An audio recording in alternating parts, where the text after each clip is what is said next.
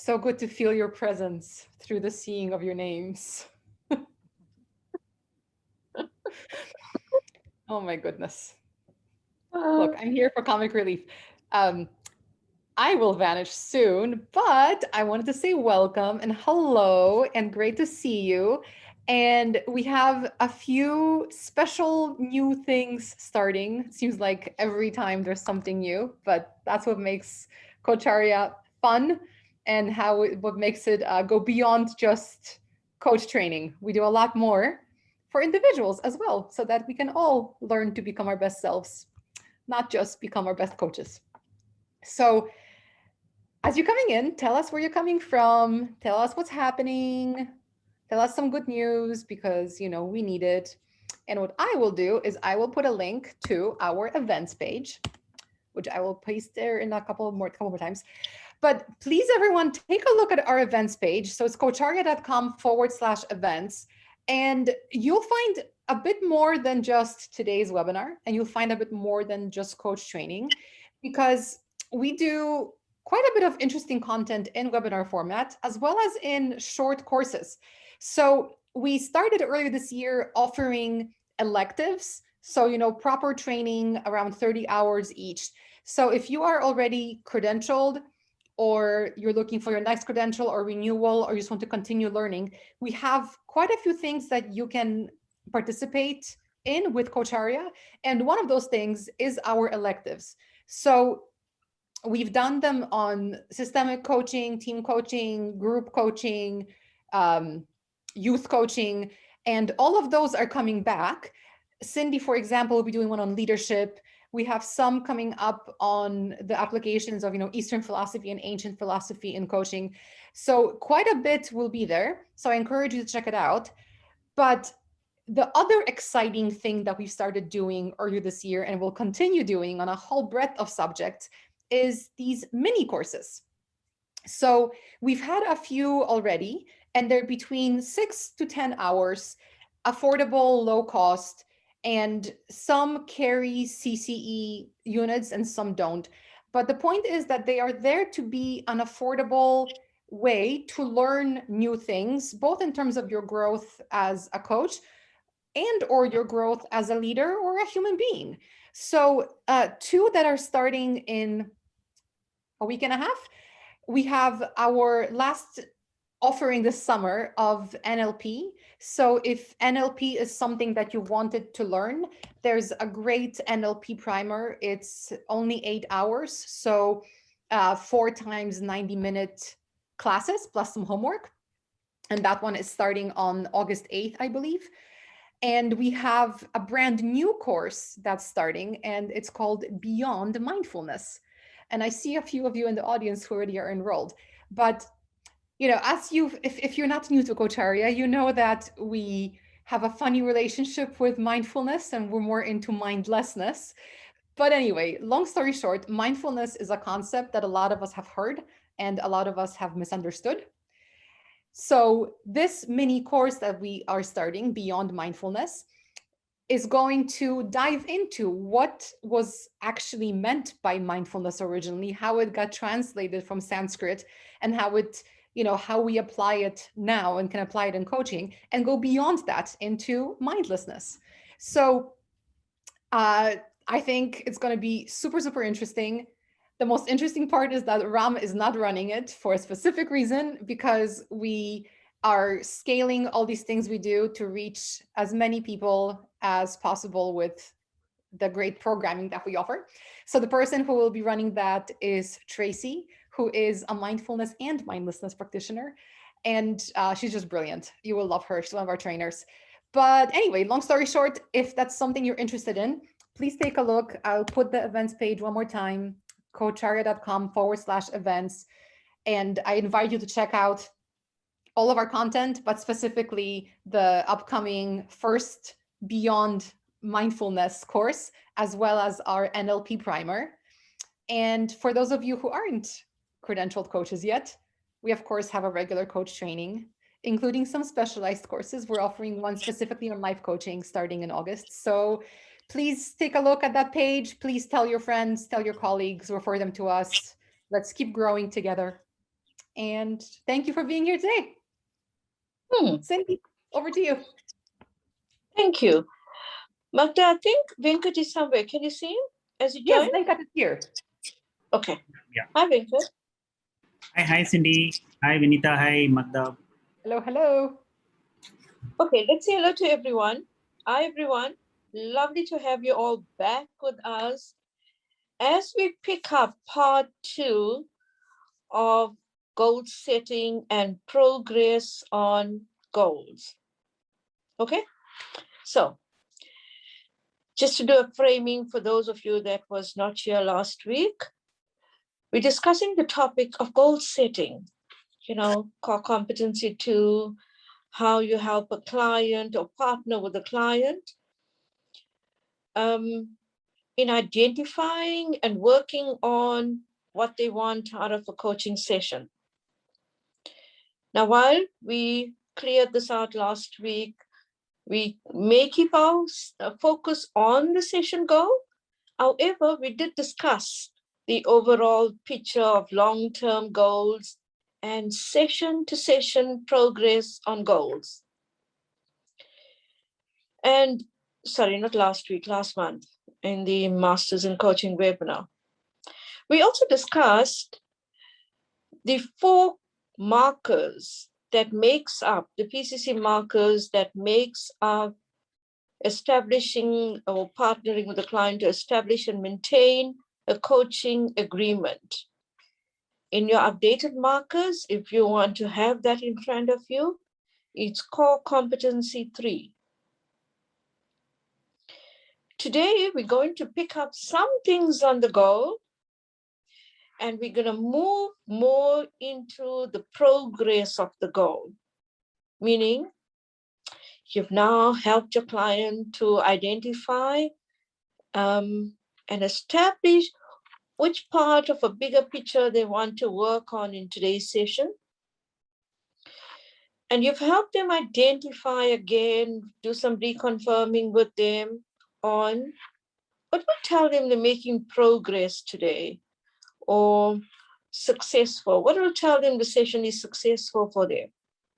The words I am using are marker-related words. In coaching, it shows up with client language. Remember that you're picking up client language, and client language is not the same as coach marker language or competency language. And then, of course, you're checking with client marker 3.3, the meaningfulness of this goal or working on this goal for the client. What is the meaningfulness of that? Right? What would it mean for you today if you indeed achieved? And you can say the words of the goal or some measures of success. Meaningfulness also includes words like purpose, value, impact, and I'm sure you can think of a whole lot more. Again, it's very aligned to client language, not coach marker language.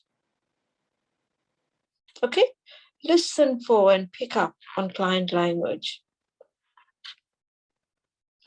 And of course, we then move on to the next marker,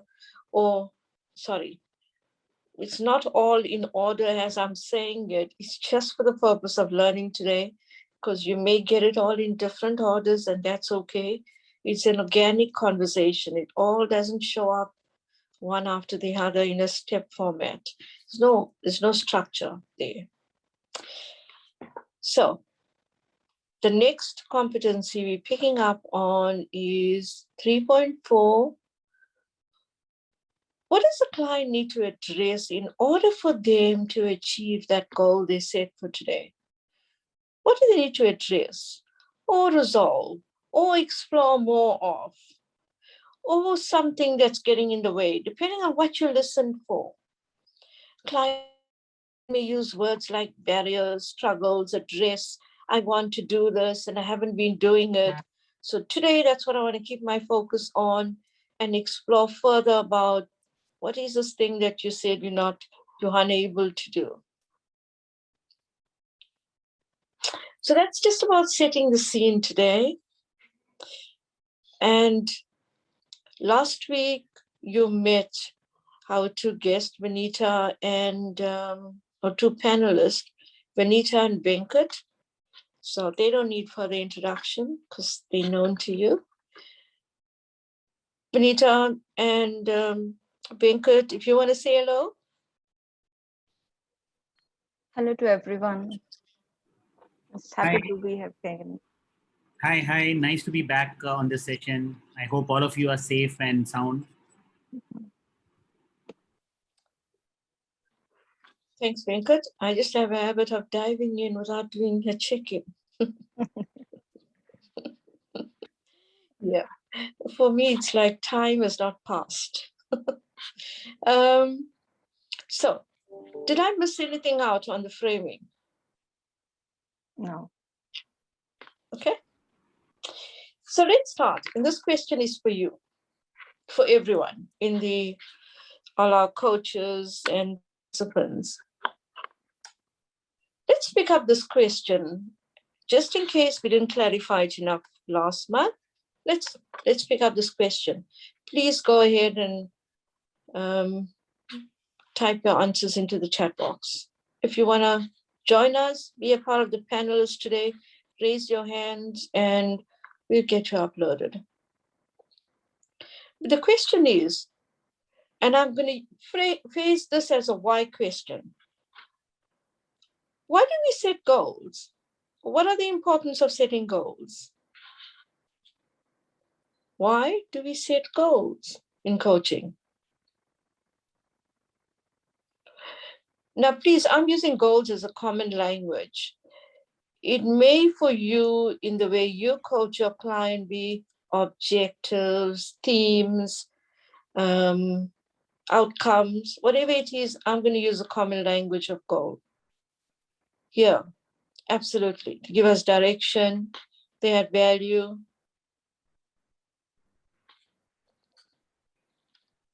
Yeah, they help us stay focused. I like that one. Move forward, of course.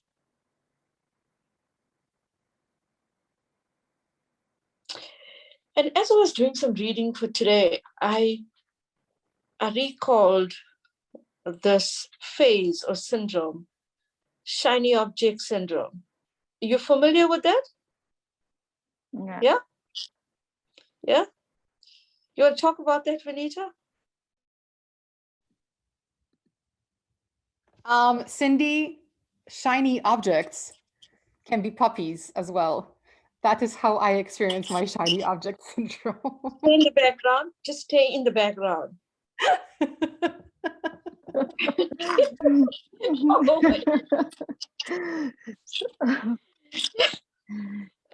I think yeah, Magda has defined it well. The shining objects which can distract you, which can attract your glimpse. And just funny how she just came and distracted us, right? The shiny object. Magda, you can join us. So the shiny object syndrome is, you get attracted to something in the moment and you give it all your focus. It's trendy, it's new, and it catches attention. And just like that, when another one appears that catches your attention and you give it all your focus, and so on and on and on. And then you wonder, how come I haven't achieved much here? Because you just keep giving focus to many, many shiny objects and not really achieve much or align to something, work on it, set some actions around it, and move into achieving it. Vanita? Yeah, absolutely. Usually, during our session, we come across this sort of scenario where the client has started with something and then he was going to some other direction, then some another example comes, and there are multiple things, and we just think of it that what is that which he wants to or she wants to work on. So Yeah. I think this particular metaphor which you have used, the shiny syndrome, is well-defined reason to your question, why the goals are required, or why the object to be set for the conversation, to make it a coaching conversation. Yeah. Yeah. Venkat? Yeah, if I can use, a common life phrase to, and then bring it back to coaching, like we say, a rolling stone gather no moss.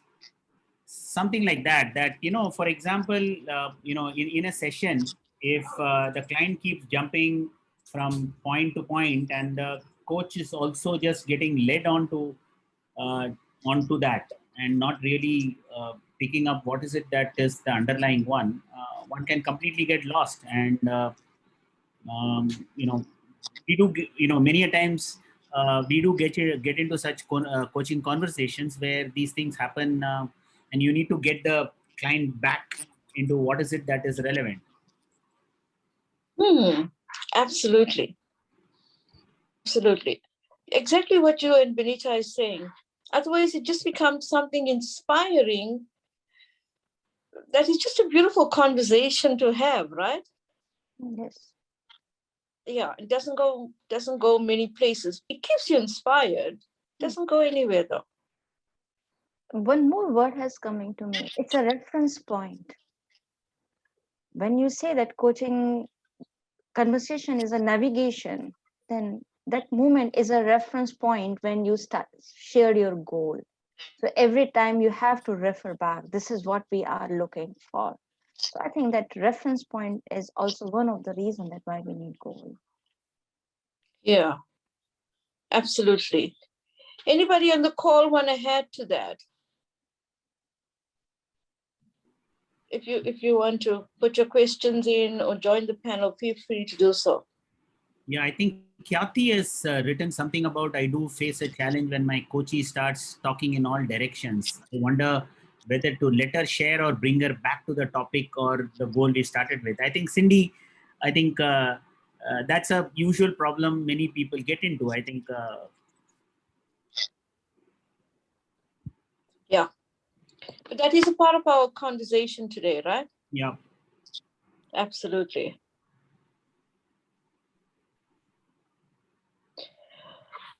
Okay, so picking up this marker, somebody's gonna end up. I think it's. I don't have my glasses.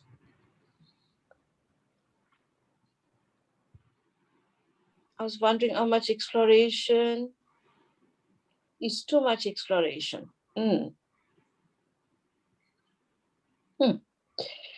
Okay, so let's pick up. Oh, Benita, I think I'll end this to you because you wanted to pick up 2.4 or 3.4, right? Yeah. I think you can. 3.4. Yeah, go ahead. 3.4. Yeah. Shall before going to 3.4, can we answer Khyati's point, because it is very common, as Venkat has said, that what we need to do or what we are supposed to do when client is jumping from here and there. A very, according to me, a very simple, innocent query. So it seems that these all are very important to you. From where you want to begin will bring up the focus or bring up the need. And coming back to the 3.4, as I was discussing with you also, Cindy, about it, that I feel that 3.4 is the opening of that part of a coaching conversation where there's a possibility of getting newness.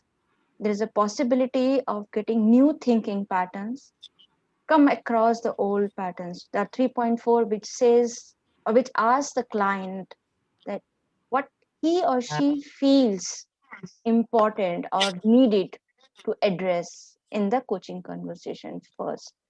Because I believe I believe that all coaches also believe in the same way, that the client is having a potential.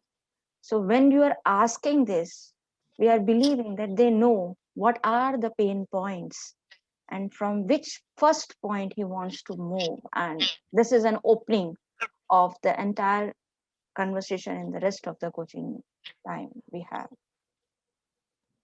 Absolutely. It's that opening point where so much more begins to come out. The things that maybe client has never said before or never thought about before, or maybe thought about it, but didn't continue the thinking around it, right? It's like another step forward, something got in the way. And of course, all these some things could be values, mindsets, assumptions, perceptions, needs. It could be so much more just showing up, right? And the coach has really got to listen for this. Yeah. Venkat, do you want to add anything more to this exploration part? Yeah, I think you touched upon that important thing that a lot of things could come out in that as part of that question 3.4, and many of it I think it will be good for the coach to keep a track of it, because later to bring back and throw those words or sentences or phrases to kind of help the client move ahead and referencing that, is this what you meant when you said it that way? So I think a segue or a link is something very, very critical. So what the client says at this point of time, many of those things can be very relevant at the future part of the a session. Absolutely. And coaches, those that got your have your PCC markers, the updated ones, somewhere close to you, you will notice there that in core competency 7 evokes awareness, there are some markers here that helps us go beyond current thinking, feelings, whatever it is, but it as a movement from current to beyond. Check if you can find those markers. Core competency 7 evokes awareness.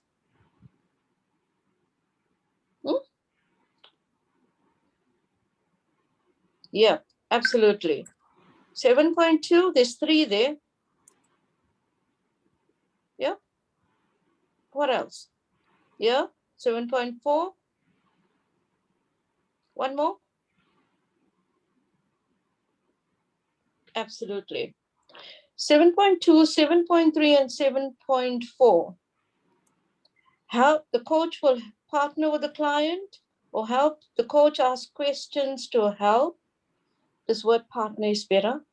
The coach asks questions to partner with the client to explore beyond the client's current thinking or feelings to new or expanded ways of thinking or feeling about themselves.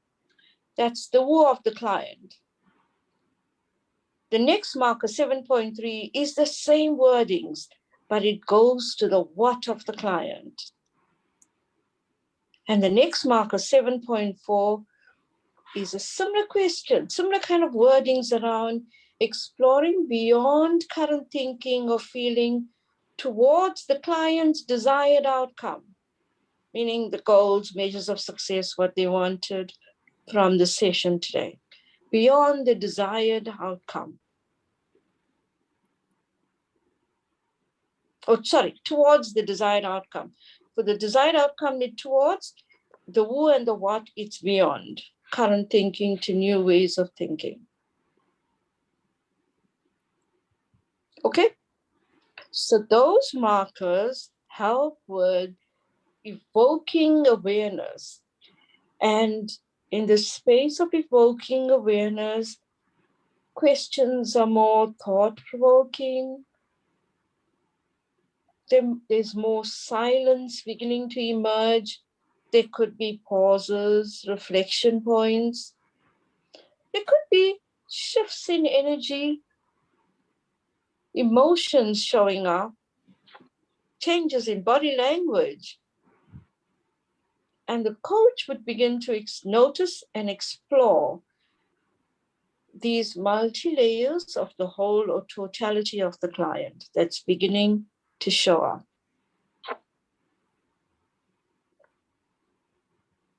Absolutely. The world of unknowns would begin to show up.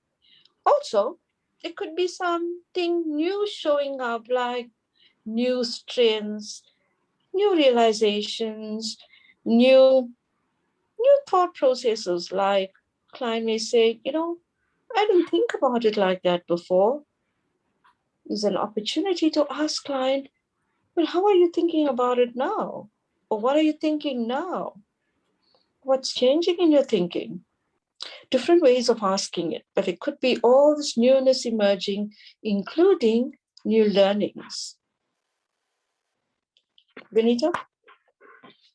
Yes, and if you will ask me to share some example about it, usually what happens in the client uh, narrations that they come up, oh, this could be the one of the possibility. They always come up with this, or they said, oh, I was thinking in that way. When there is a one more marker which says that coach has to share the intuition or express moment when you reflect back, it appears on the client's face itself that he's trying to resonate, or he or she is trying to resonate what he or she has said, and they realize, oh, this is what I was thinking, and from there it comes up. And sometimes we prefer to create or use a tool that, okay, how would you like to see it, what changes you prefer to make into it. So it's either the situation or about their own self. So it goes how the evoking process comes up after that 3.4, that what you are doing with the client in the conversation. Venkat?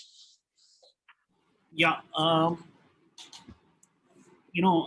add on to what you mentioned about the 7.2, the 7.3, which actually links up to the who and the what. And what it also does is that the 3.4, and if we can catch some of those nuggets, it also helps in defining and helping the outcome of the session. So there is that link to the 7.4, which is the who, the what, and finally the outcome of the session. So that 3.4 linking up to that is also a very good way to catch that.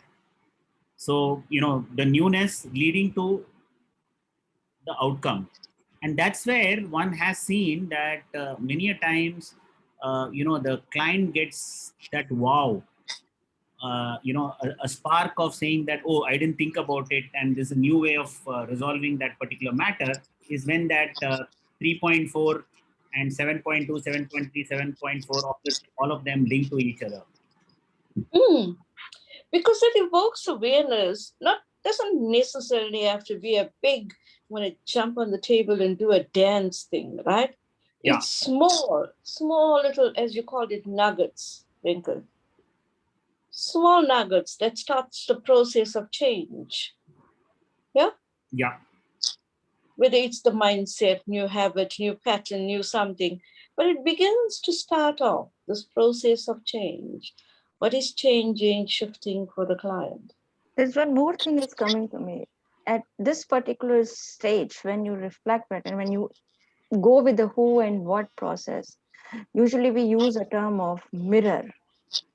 This is the point where the client see himself or herself that, okay, this is what I am doing. The pattern recognitions happen in those moments. So in real sense, the coaching process of mirroring comes up under this competency and how it progresses. They realize, oh, this is what the scar is. This is what the black spot is. Absolutely. Coaches, I'm also going to check with you now. You can do some work if your markers are in front of you. There are some markers here that indicate progress in the session. Let's start with competency 5. We've done competency 3.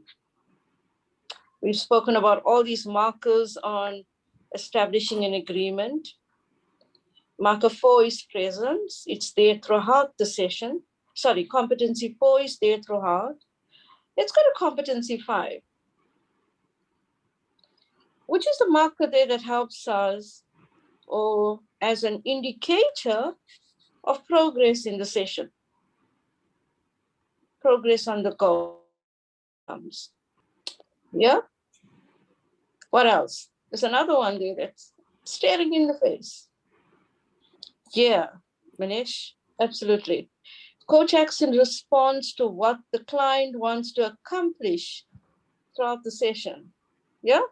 Yes. And of course, 5.3 is supporting that. Yeah, absolutely. 5.2.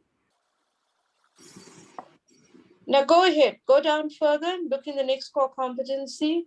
Well, all of them, they indicate that we're indirectly listening for what the client wants from the session, right? And more. And of course, more, like awareness. And then we move on to competency 7, which we just spoke about now, expanded ways of thinking. And the next competency is 8.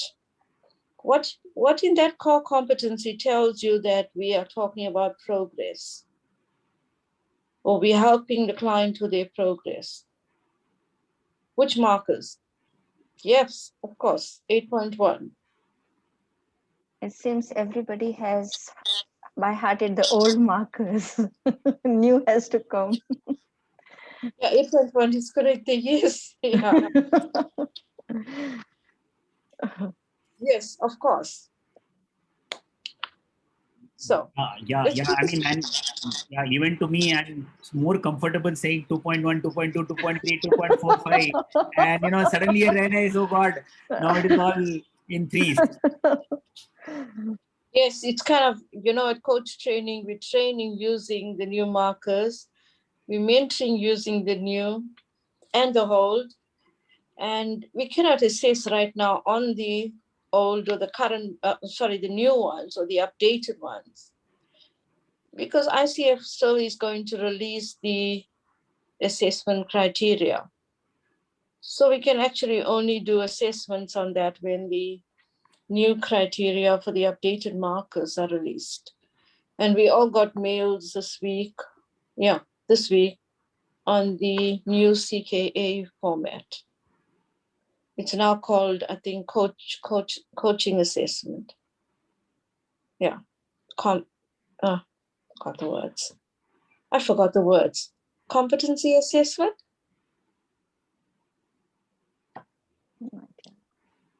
Credentialing exam or something like that. Coach knowledge assessment. Somebody will put it up. There we go. Credentialing exam. Thank you, Uday.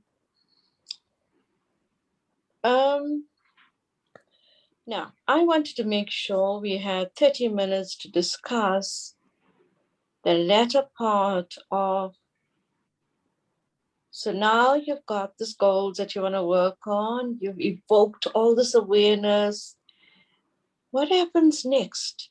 The latter part of designing actions, supporting client, accountability, and moving on until you and client meets again, post-session.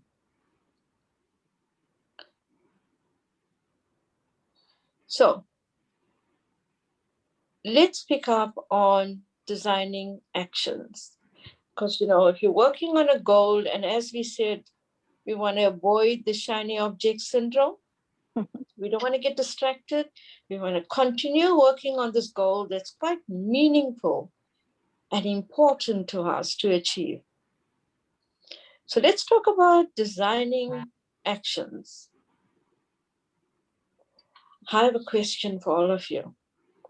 And this happens in coaching, right? Many times the client says,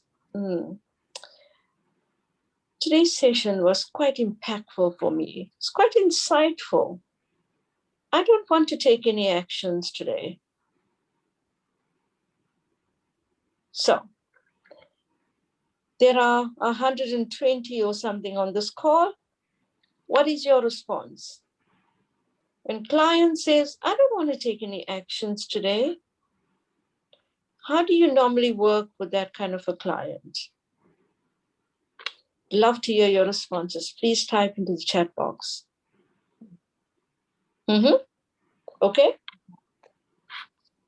I'll read as we go along. Respect the client's wishes. Ask them what's stopping them. Okay. What would you say? Yeah. Okay. I'm reading from the chat box, so I'm sure it sounds strange making yeah. Sorry, I should have been reading aloud. But we don't take action. Yeah. So coaches, just allow yourself a moment and think about this. If you needed some time to think about or reflect on something, and you want to reflect on something, meaning, what is the action I want to take? I don't want to do it right now, but I need to think about it and reflect on it and give myself some time for it. What do you normally do when you need to think? Think about it for yourself. What do you normally do? If you want to type your answers in, there we go. Wonderful. Thank you. Create space and time, of course. Introspect, yeah. Journaling. Run a cycle, wonderful. Yeah. There we go. So why don't we invite the client into that? Yeah. What do you normally do when you want to give yourself time to think? Client is saying, I still need to think about this. So why don't we offer them that? What do you normally do when you want to give yourself some time to think? They may say exactly what you are saying. I like to sit down in a quiet moment, take out my journal, think about things and make some notes. That's an action, right? But create the space for your client to talk about that. What is it they normally do when they need to think? How will they go about doing that? Do they see themselves in the next few days creating space for themselves to think?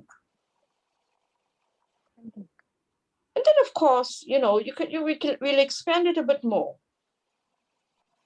in a minute. But create the space and also check with clients. So some clients are very good in taking actions, and they won't tell you the actions only in the space of designing actions. Actions may occur all over the sessions. I'm really thinking of an option here, and right up front when you're setting the goal, here's an option. This is what I'm going to try. Perhaps they've already had an insight. Of course, a coach will pull all that in. Earlier on you said you want to do this, and pull in all the actions and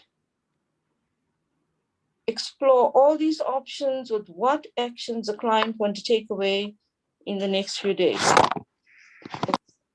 Anita, did you want to say something? Yes, in this same context, usually when the topic is went into very deep dwelling and client is very reflective, silence comes. And I think this is very much appropriate to ask that, okay, if you want to think about it, what you usually do. And I also resonate with this same times, usually in the corporates, when people come from this mindset of seeking solution, after fewer minutes of conversation, they come up with their own ideas. Okay, let me try this, let me think of it. Because in that session, we are just trying to embed, okay, this is the thinking which you are perceiving right now.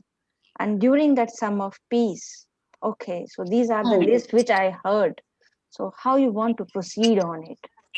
What you think will be more appropriate time for it would be the framing queries or new avenues for the client to either to sum up or to give something new which you want to take an as action.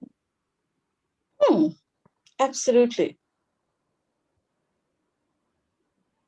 And it also sometimes depends upon what the topic is. Sometimes it's just go with the silent, and then it's not even appropriate to ask anything further. So it's also a growth that it seems that after talking so much, I'm observing a silence.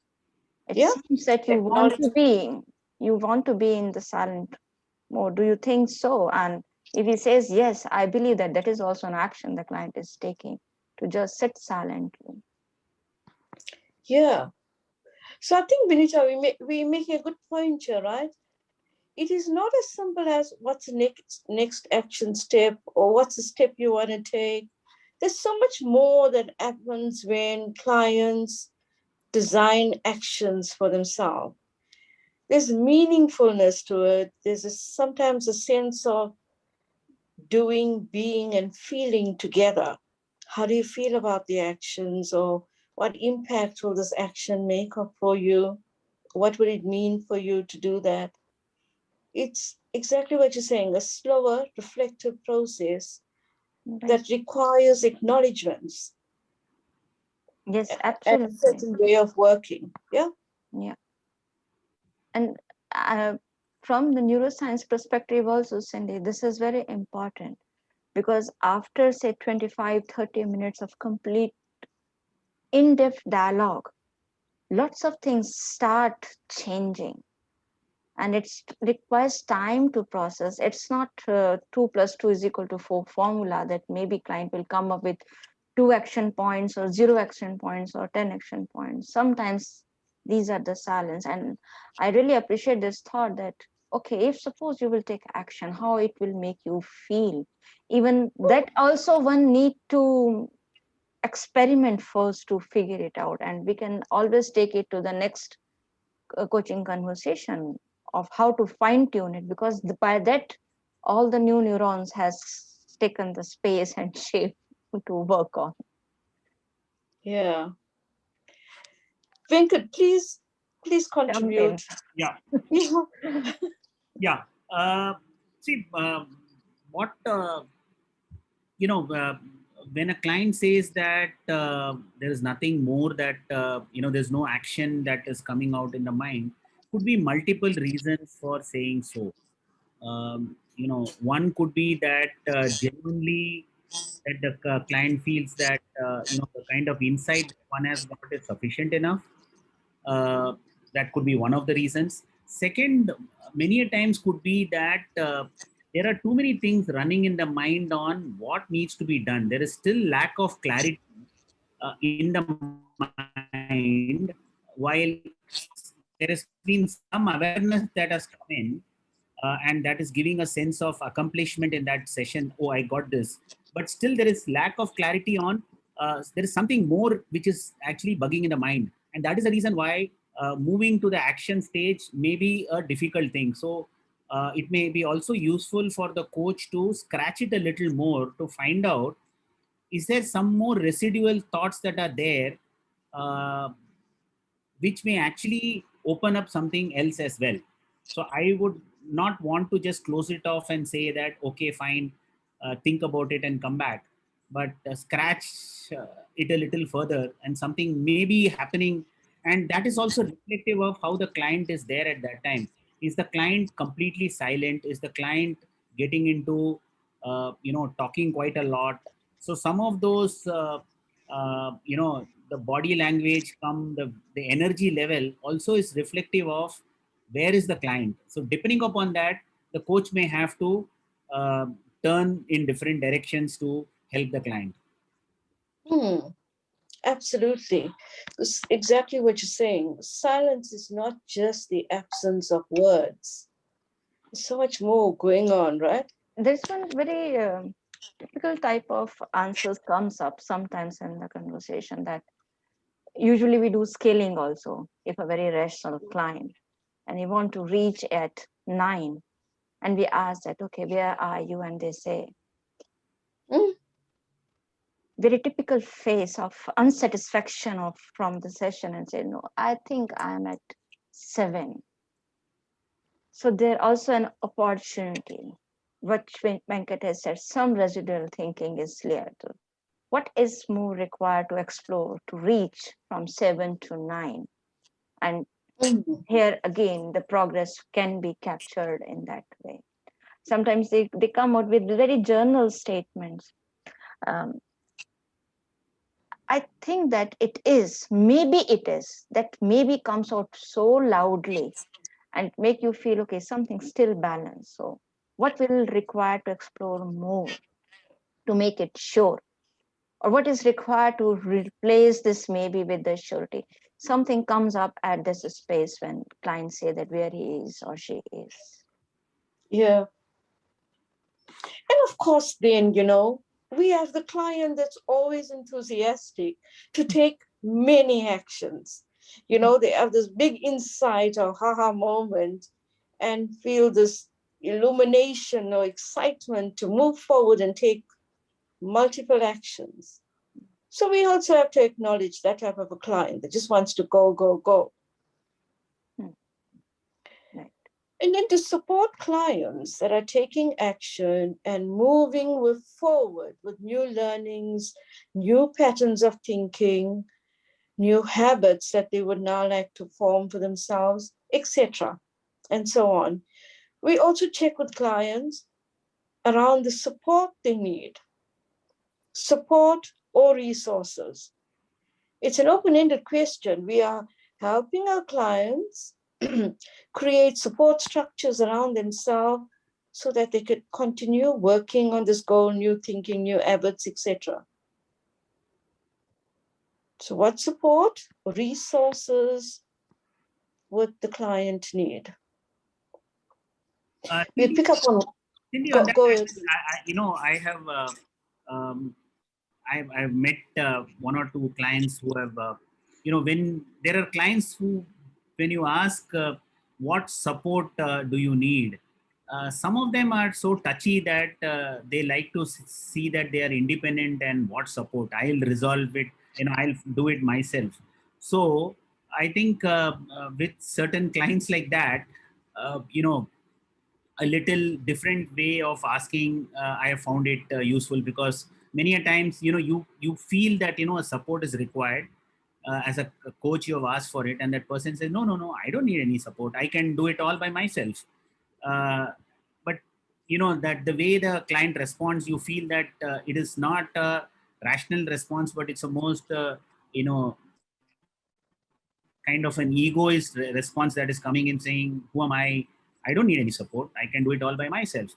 So then one has to kind of tweak it around to find out how will they still progress, and how will they still progress, and if not support, what else would help them to move ahead. So I think I've also Different found certain options. people to ask, rather than ask what support, what would help them to move ahead.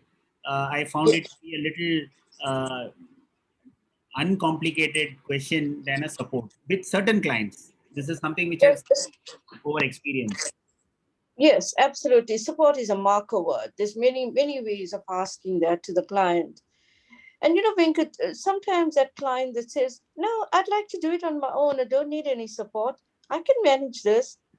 I like to also acknowledge the self-accountability in them. Yeah? Yeah. Like there's some things I want to do on their own. You want to acknowledge that. But again, coaches, the words we're using are marker words and competency words. It doesn't need to show up like that in coaching.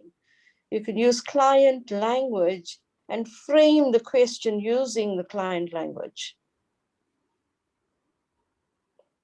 And expand it, if you notice some things around self-accountability, like client is referencing books or Google or some website they went and did some research on, you can see they already have resources in place.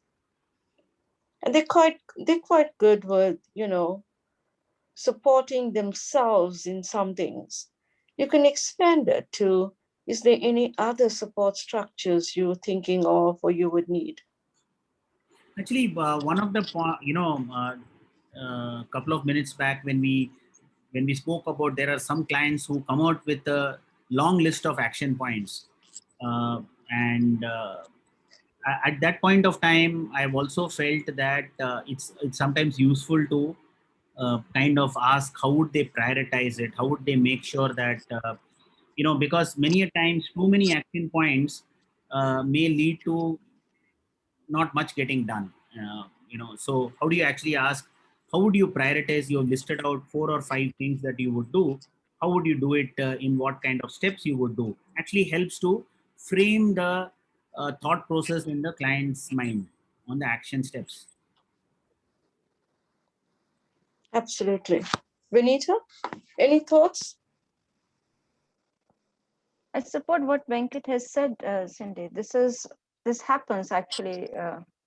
Sometimes they become overwhelmed with their new ideas. So it's always helpful because we are partnering. So how you want to prioritize? It makes sense in those moments to figure it out.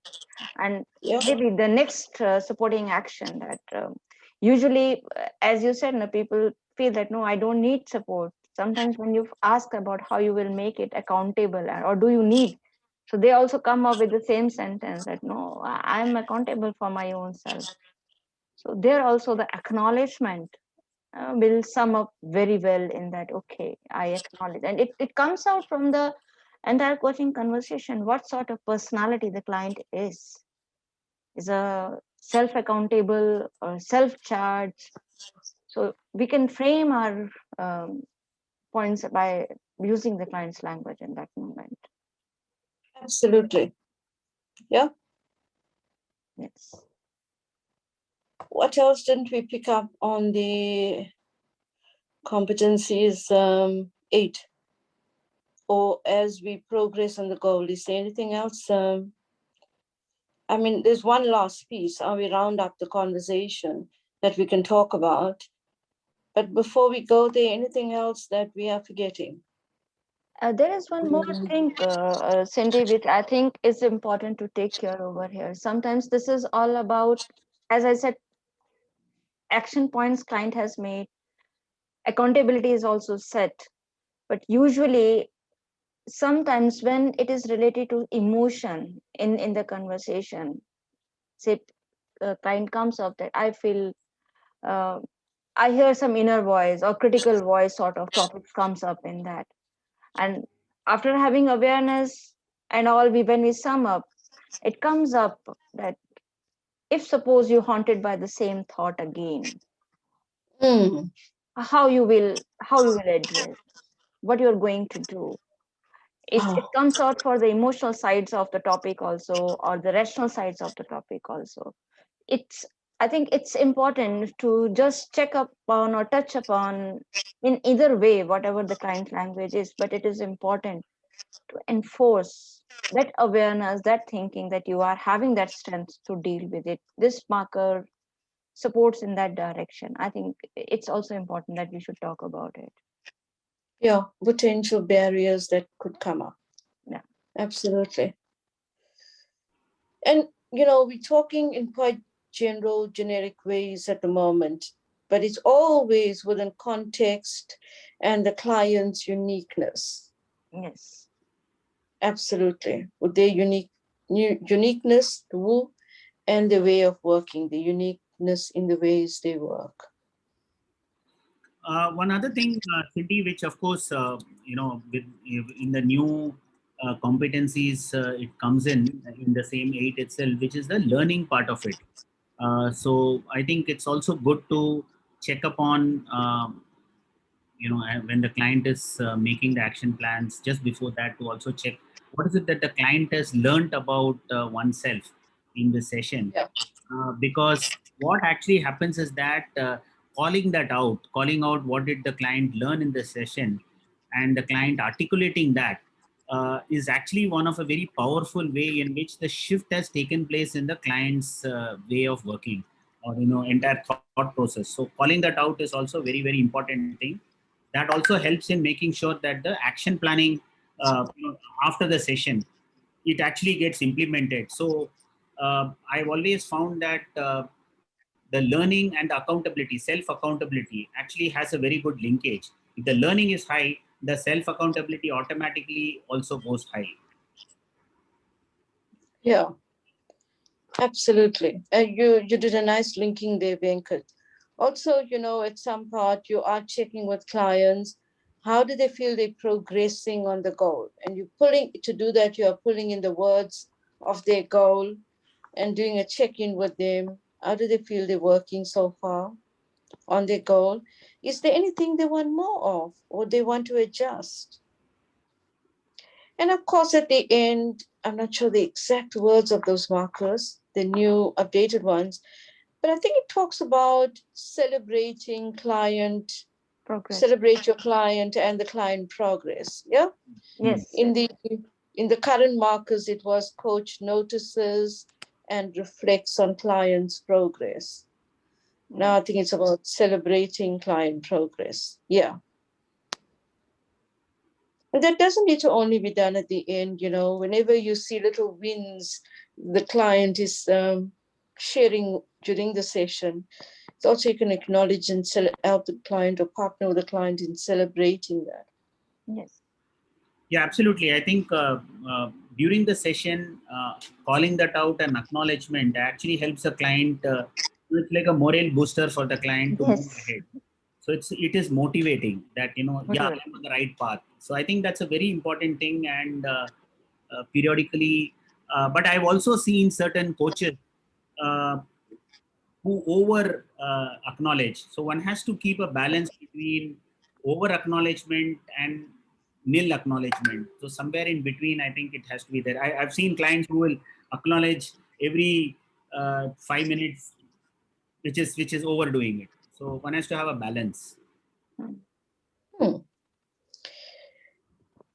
I thought 30 minutes would be enough for this conversation, but we could talk far more around, action, support, accountability, and progress. The last competency 8, core competency 8 on the updated markers. We are around the end of our time, and I hope that you got enough value out of last month's webinar and this one. We'd love to hear what value you are taking away for yourself or, to think about or reflect on. Please type into the chat box. We'd love to hear from you. And join us again next month. Don't go as yet. I'm still rounding up. I'm not sure what the topic is, but I'm going to find something quite exciting for us to talk about. Venkat, you and Vanita, do you want to say anything to round up? Before rounding up, there is one question in the chat in response to what Venkat has suggested about acknowledgement. What is over acknowledgement? Cindy, please correct me here. According to me, over acknowledgement is when you put lots of adjectives to the client, say, oh, wow, it's so wonderfully you expressed. These sorts of adjective when you put, sometimes it's go under the over zone. Just simply acknowledge what you heard instead of putting good, bad, wonderful, beautiful, fantastic. I think this is what I understood within over acknowledgement. What you say, Venkat, about it? I think you explained it beautifully, Vanita. And coaches, think about it. When you keep saying to the client exactly what Vanita is saying, too much of adjectives. Oh, that's beautiful. Oh, that's great. Fantastic. It's you acknowledging something and you're not partnering with your client to hear from them. So if you're going to say, wow, that really sounds wonderful, I'm sure you also mean to check in with your client. And how does that feel for you? Yeah? Yes, I'm sure you want to partner with your client. Yeah. This is a very important and intelligent statement, Cindy. Otherwise, the acknowledgement turns into judgment. Yeah, that's a Client starts behaving in that way. Oh, my coach acknowledged this part is very good in me, and he never come out with another side of his or her. So that is over acknowledgement, which we should refrain ourselves from that. Yeah, absolutely. I'll never forget one day listening to a conversation between the coach and the client. And the coach kept saying, that's brilliant. That's brilliant, quite a few times. In a good way, it didn't sound judgmental in any way until the client said, actually, that's not brilliant. I've done that a number of times. I thought, it's a good lesson for us to learn sometimes. Coaches, it was lovely being with all of you. And join us again next month, same time. You'll see it on the website, our next topic. I'm not sure what it is right now. There could be a coaching demo or a part of some demos. So, but it's going to be something interactive for sure. See you all in a month's time. Thank you, Cindy. Thank you, everyone. Thank you, Venkat. Thank you, Cindy. Bye. Thank you to Venkat. Thanks, Vanita. Thanks, everyone. Thank you.